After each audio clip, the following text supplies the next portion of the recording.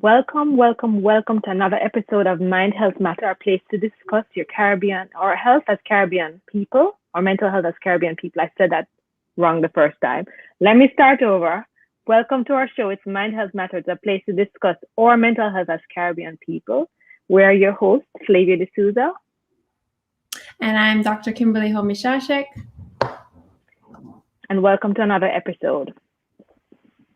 So last episode, a quick recap. We had Dana Fletcher on where she talked about her experience with bipolar 2 and her work and advocacy in the mental health space. We also defined a couple terms, specifically one specific term was acculturation, which in basically man's language is like culture shock.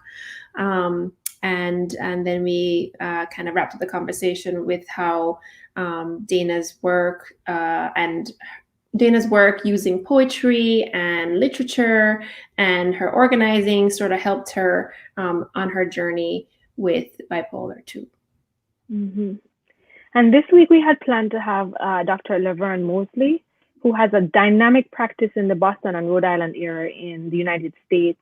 She's a Bahamian and her parents are from Jamaica. Unfortunately, she had a last minute emergency.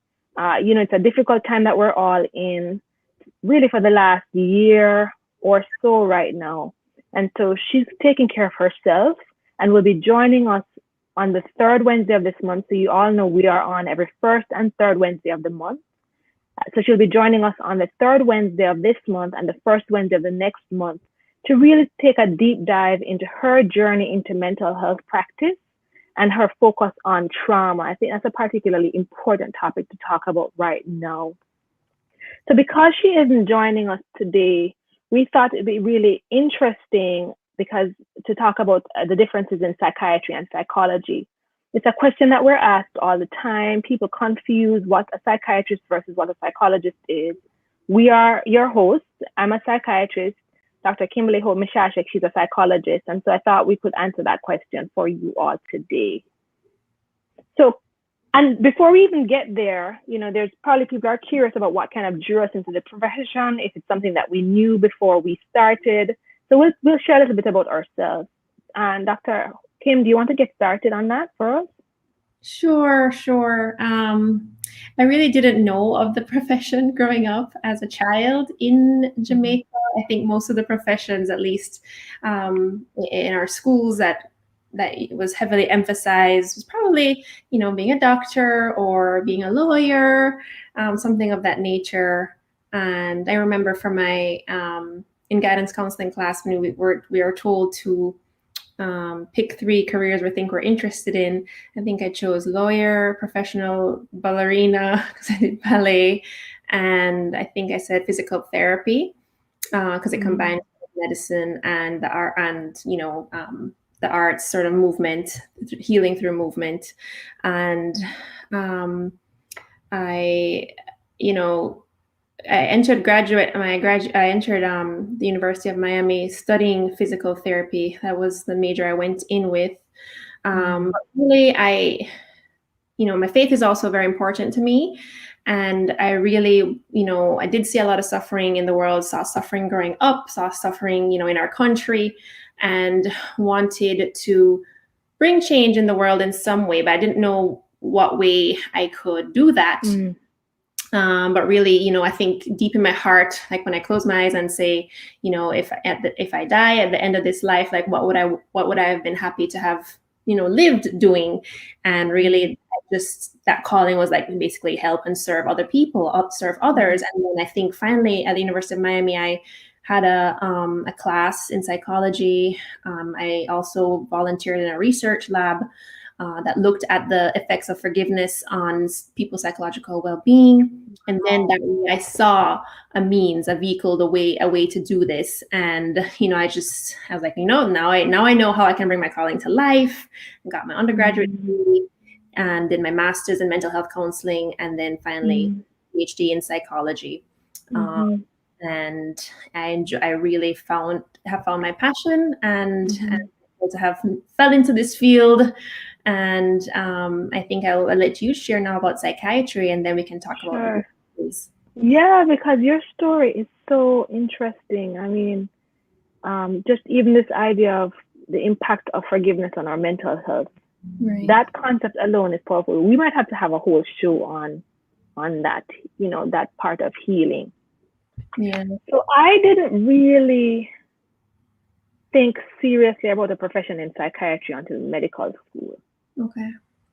So psychiatry is a medical specialty that is devoted to understanding, diagnosing, preventing, and working with individuals who have mental health issues.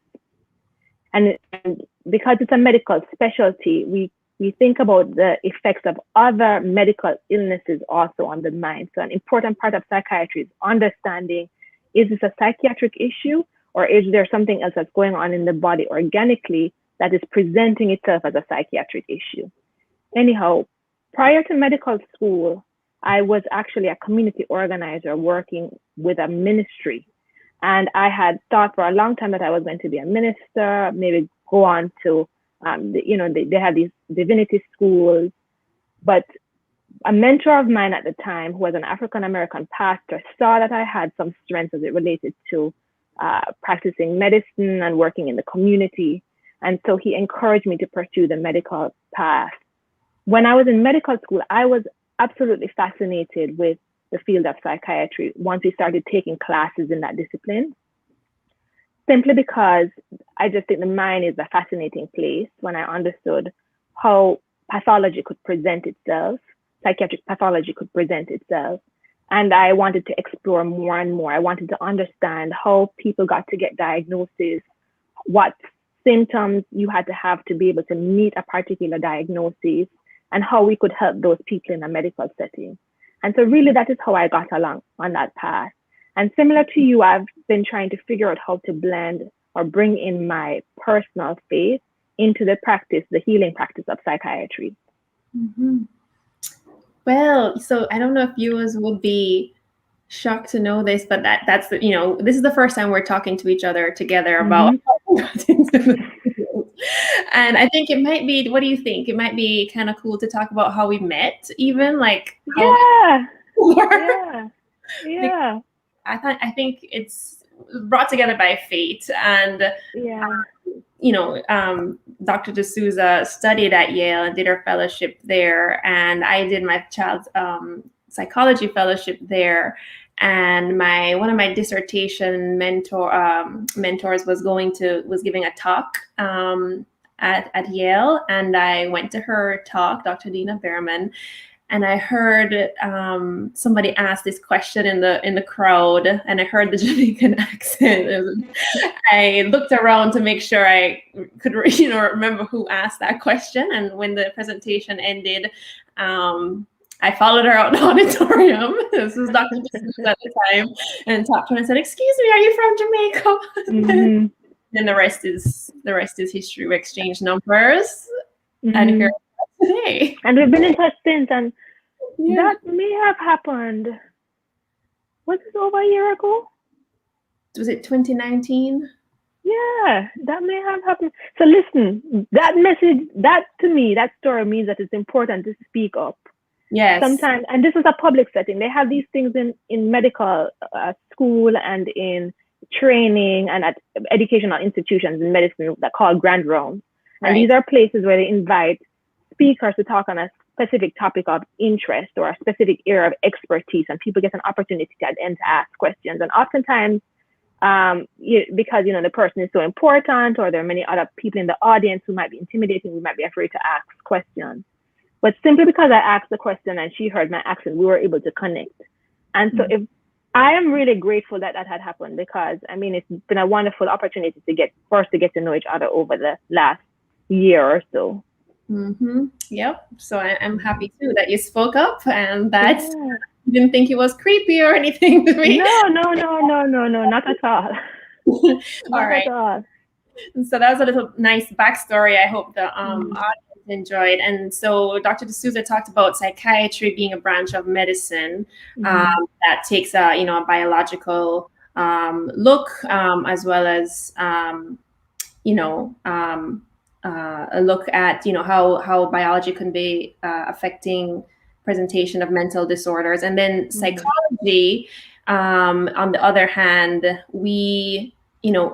ology, the ology in psychology means the study of, and psyche actually in Greek, it means the soul or the mind. The study of the mind. It's a discipline that's multifaceted, and we study how they think, how they behave, how they feel, how they interact. And so with that said, you can apply psychology to many different fields. So clinical psychology, is applying that to kind of what psychiatrists do, with diagnosing and managing mental and emotional disorders. But you can also apply this to the workplace. And so that field of study is known as industrial and organizational psychology. Applied to the area of sports. So there's a whole sports psychology field. So you can work in many different settings besides the hospital and outpatient clinics, in many other different settings where you can apply the study of human behavior. So that's another key difference, I think, between psychiatry and psychology. And maybe we can also talk about the medication piece. Yeah. So I'm gonna stick up in there, because in thinking about psychiatry, you talked about the origin of the word, or parts of the word psychology. In psychiatry, it originates from the Middle Latin word, and there's part of it means mind, and part of it means healing or care. And really, one of the closer translations into English is a healing of the soul or a healing of the mind, which I think is a really beautiful thing. That's really our aim in the work that we do. Even though the word itself can be stigmatized, unfortunately, that is what we aim to do. Yes. In that process, we do prescribe medications. We've had a couple of people on now. Dana was generous enough to share parts of her story with us online, and I think the most important piece that I took away, that I hear from patients, is that it allows medications, especially when we're dealing with a psychiatric illness, allows people to live the kind of life that they hope to live. So if there's dysfunction, or there's less function, you can get diagnosed with a psychiatric illness. And the medication can help an individual to stabilize so that they can function in the way that they want to. As part of the psychiatric work, you talked about psychology in different settings. A psychiatrist can also operate in different settings. We can operate in a very acute setting where a person is quite ill, and that's usually in the hospital. So people go to the hospital when they're ill or sick, very sick for one reason or another. And there are different parts of the hospital. There's the medicine part, there might be the emergency room part, there might be the part where you have to deal with heart issues or lung issues or gastrointestinal issues, and there's also the psychiatric part. Outside of the hospital, we can do what is called community work, where you might have some kind of illness or issue that just needs some regular check-in with a doctor, the same way that you'd go to your primary care doctor. Maybe you want to get a mental health checkup. So you can go to the psychiatrist, you can get an evaluation. Maybe you don't end up needing medication, but maybe you do. And so if you are doing well in the community, or you're doing well in your work, or you're doing well at home, you may only need to see the psychiatrist but so often. Some people come often if they have a higher level of need, maybe once a week. Some people we don't see for 6 months, for 12 months. It really depends on how stable and how well the person is functioning on the medication. The reason that it's important to have somebody who has a medical background complete the evaluation is because we need to make sure that there's no other reason that the person is having psychiatric symptoms. So, for example, common areas that the two common issues that I'm going to just bring up here are issues that many people know about. Depression is one, anxiety is one. Both depression or low mood that is causing significant dysfunction, along with some other symptoms, can be the result of an abnormality in your thyroid gland. Similarly, anxiety, high anxiety that's leading to distress and decrease in functioning, there has to be decrease or change in functioning that's quite significant to be diagnosed with a psychiatric illness, can be caused by an increase or an issue that's happening, with the thyroid gland. And so a full evaluation is often important if we're noticing that we're having these kinds of issues.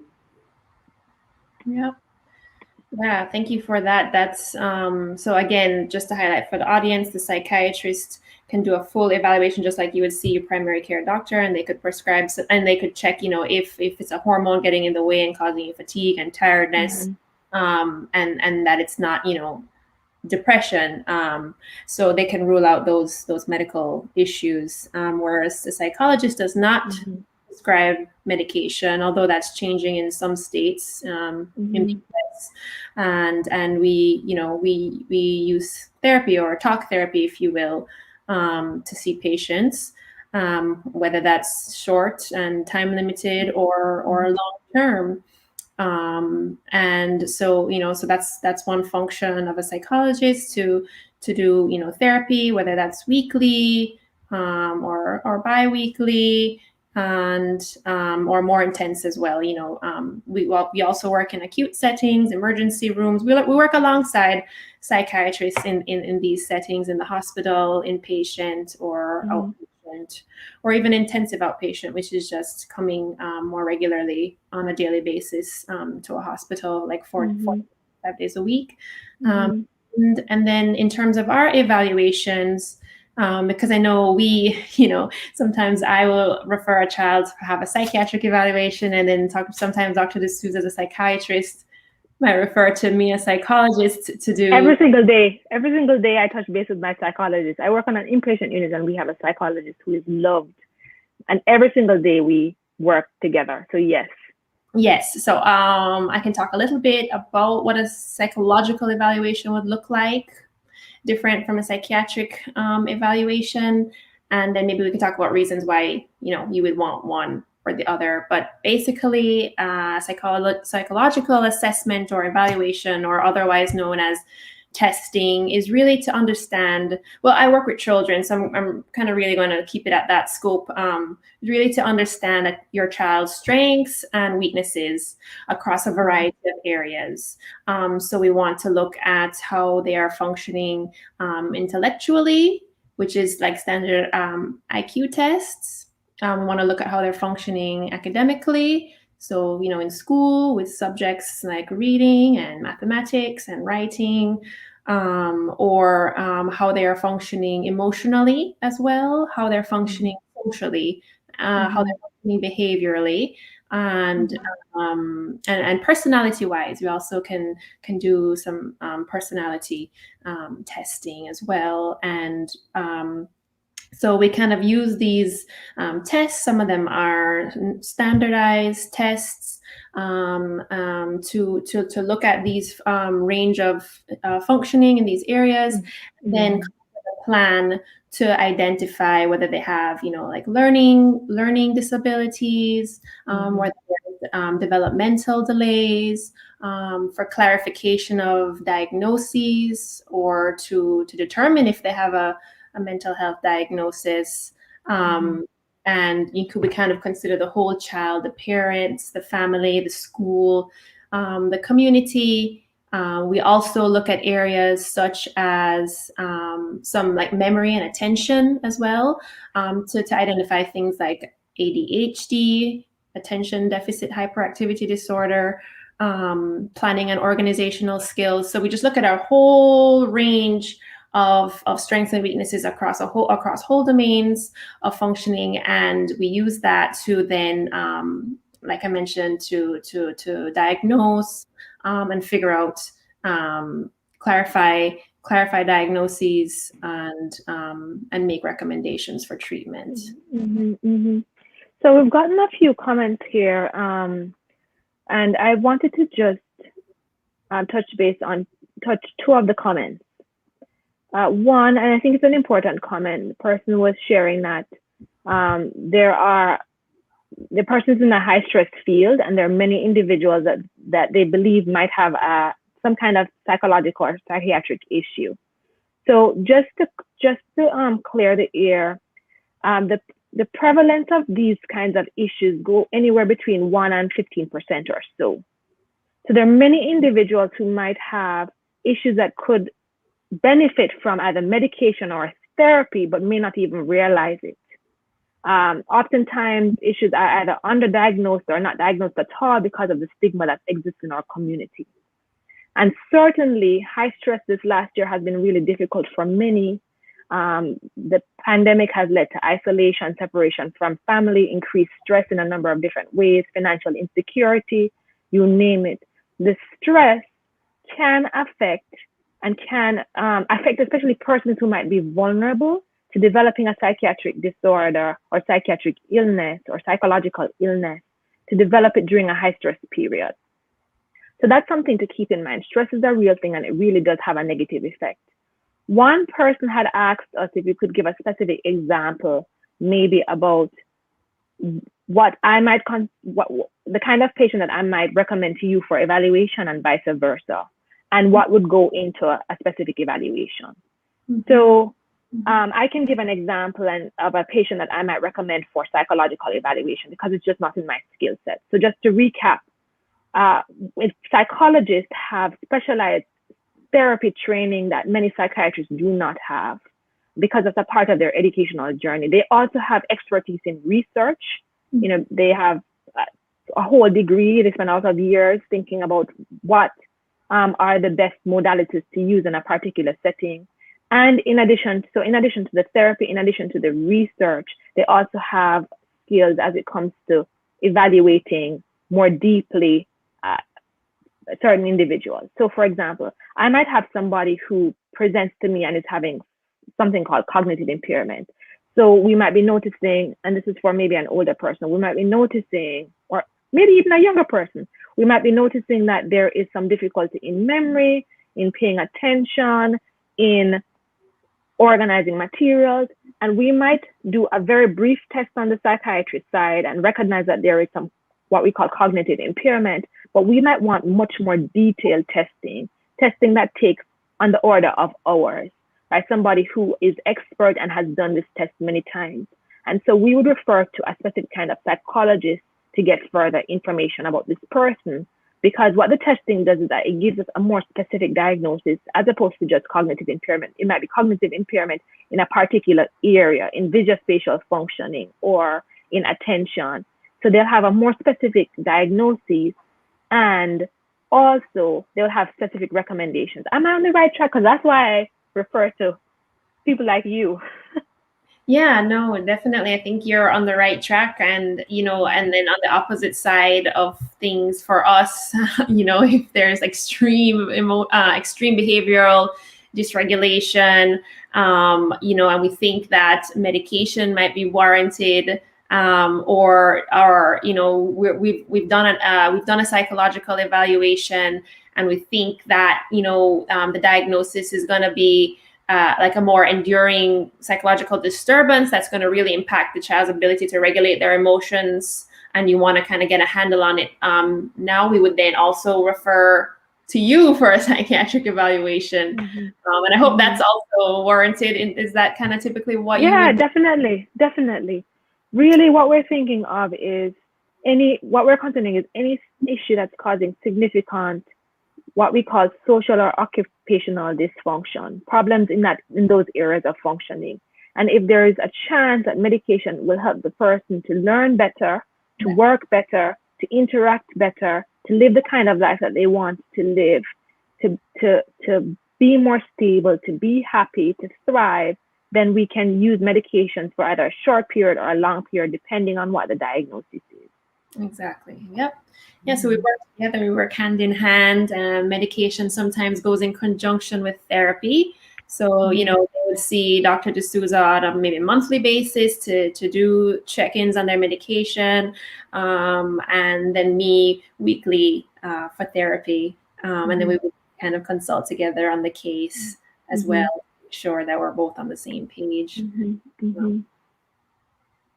Another comment that was raised was that issues with the thyroid can cause anxiety. So it is not uncommon for medical problems to lead to a psychiatric issue. And sometimes we're able to fix the medical issue and the psychiatric issue goes away. But sometimes both are happening hand in hand, and the medical issue has like made the psychiatric issue worse. And so we'll give the medications for some of the medical issues in addition to medications for psychiatric issues. Case in point, many individuals, and this has been studied, many individuals who have heart attacks will go on to develop depression. And remember, depression is not just a regular sad mood because you have some issue that's going on in your life temporarily, or if you've had a loss. It's not just from that. It's usually a group of symptoms, a constellation of symptoms that has resulted in usually low mood, lack of interest in things that were once interesting to the person, usually low energy, changes in appetite, difficulties in concentrating and making decisions that are causing problems in the person's life. And so for the person who, for example, going back to my example, who had the heart attack and has now developed a depressive episode, we will treat the depression with medications that are good for depression. Yes, I see another question here. When you're in a high stress job, for example, like in the military, how do you cope? Any advice?